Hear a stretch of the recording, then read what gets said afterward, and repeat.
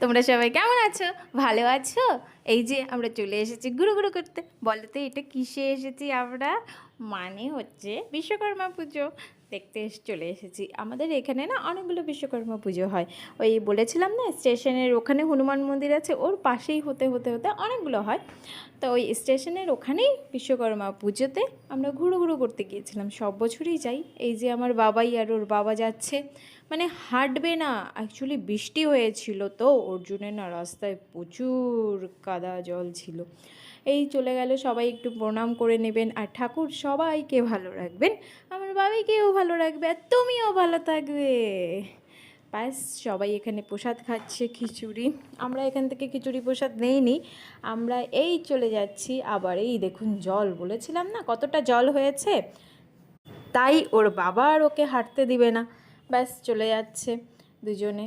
আবার মানে ও খুব খুশি, খুব খুব খুব। এই বেলুনগুলো যা লাগে না, আমার কাছে খুবই ভালো লাগে বেলুনগুলো। তারপরে তো চলে যাচ্ছি আমরা এখন যেই প্যান্ডেলে যাব, এই প্যান্ডেলটাও খুবই সুন্দর ছিল।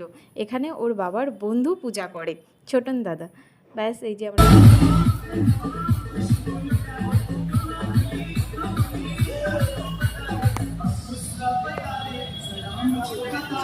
এখান থেকে আমরা খিচুড়িও খেয়ে নিয়েছিলাম।